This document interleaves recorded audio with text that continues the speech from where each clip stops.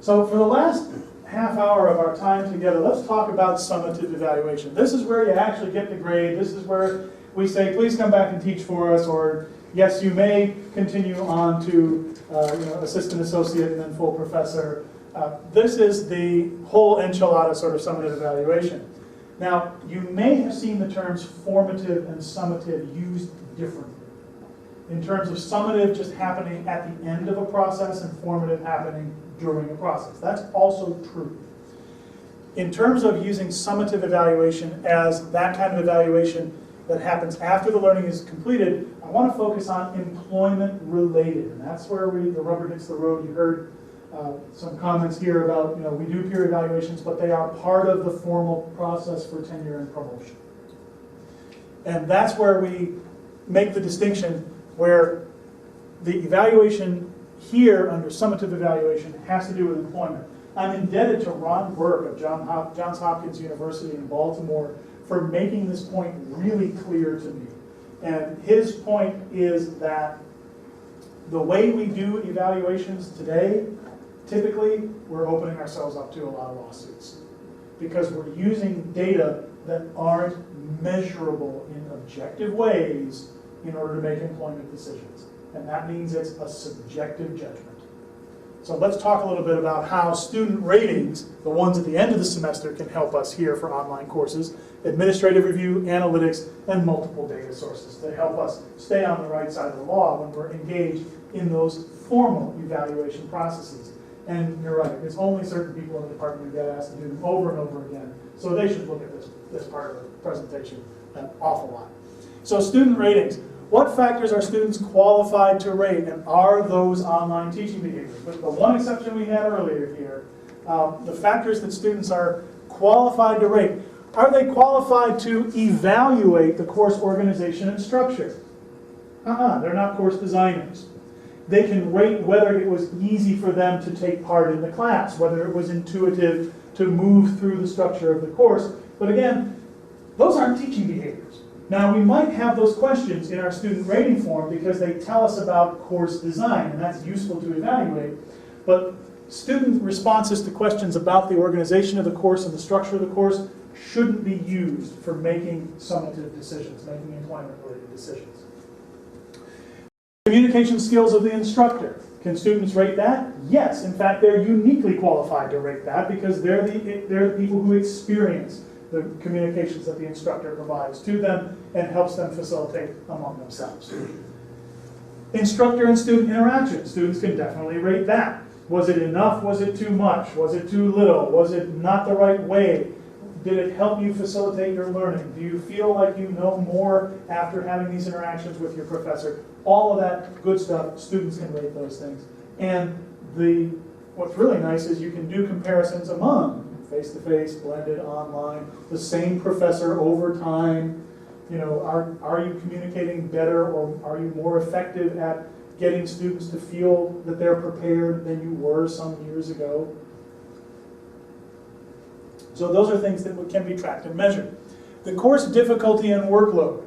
How do students know whether you are a hard grader or not? In comparison against whom? These are fuzzy questions. They can give that information, but again, that's not something where if they say that Christy is a middle-of-the-road grader, Charles is a very difficult grader, and David is the hammer, right? But again, you all three teach. Oh, he is. Oh, sorry.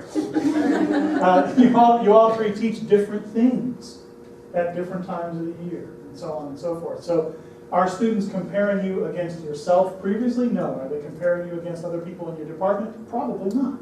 Are they comparing you against whoever the last person who taught classes? That's what they're doing. So keep away from course difficulty and workload, especially for an online course, as a criterion that students are qualified to rate. Assessment and grading. Now, are they qualified to say, I felt like this was fair, I felt like the professor actually gave me good feedback, I felt like the feedback that I got was useful, I felt like when I was doing well, I got a good grade, when I was struggling, I earned the grade that reflected that they're qualified to say. And for online courses especially, you can go back and look at all of the grading that you have done as a professor. And so the people who are evaluating that online course should be looking in the grades tool to see the depth and quality of the feedback that's in there. And students are qualified to rate that as well. And student learning gains. There's even a student assessment tool called Student Assessment of Their Learning Gains, SALG. It's been around for a long time. And it applies directly to online courses. Students are qualified to rate whether they feel that they know more now than they did when they started the course. Don't use that, though, for summative assessment, because students' assessment of their learning gains, if you had somebody who came in who already knew the content and just had to take the course in order to get the degree, how much did you move the needle for that student? Not a lot. Was the student successful? Yes. Then you have another student in the same class who comes in, who really needs a lot of help, is coming at it from a deficit of knowledge, and you work with that student one-on-one, you work with tutors, you set up lots of help for the student, and the student earns flying colors, gets an A in the course. How much did the needle move for that student? Quite a bit. Those two students end up in the same place. So when students say, yes, I moved from not to a lot, that can be a challenge in making that an apples-to-apples comparison across students, let alone across courses. So that's one of the reasons not to use those things. It's good information and data to have, but not to use them for summative questions. Basically decide based on numerical data, never solely on the open feedback. We have a bias for wanting to hear stories. Robert talked about it a little earlier here. And the stories that we see is that we see when students key in the open feedback. This was an awesome course. I really loved, being here with this professor. Or this course stank and I want my money back and darn you all to heck, right? So we tend to focus on those open-ended pieces of feedback when we're making evaluative decisions for employment-related decisions, or employment-related reasons, pardon me. We should not look at those open-ended pieces of feedback at all because they cannot be measured or compared against each other. And so if you're making an employment decision, hire this person back, but not that person, you darn well better be able to measure why this person is better and this person is not asked back. If you're going to award a promotion up to the next level of professor to this person, but not to that person, all of your criteria better be measurable and they better be comparable between those two people. So if you're serving on a tenure and review and promotion board, if you're serving on the committee where you're doing peer review toward tenure and promotion, you want to make sure that you're using measurable and comparable data methods. Here's the sunny side of that whole thing, though. In online courses, we have lots of things that can be measured that in face-to-face course, you have to make a judgment call about. And that's where, where do student ratings fit in summative evaluation for online courses? I've talked through this one to death, so I'm actually going to skip through here. Administrative review. This is actually my area of expertise. It's where I started out publishing in terms of quality in online content. These are the chapters that I contributed the most in the book that's coming out called Evaluating Online Teaching, coming out in the spring. And especially for administrators, how many of your administrators, department chairs, deans, have not taught online classes themselves? I see some smiles, right? Especially for them, here are some online specific concerns. So if I'm a department chair and I'm going to do an assessment to evaluate you for promotion and tenure in your online course, how much should I be able to communicate with you before that happens? Can I ask for a copy of your syllabus? Can I ask you, where do I look? What do I look at? Is that cricket? And at different institutions, the answer is different on this one.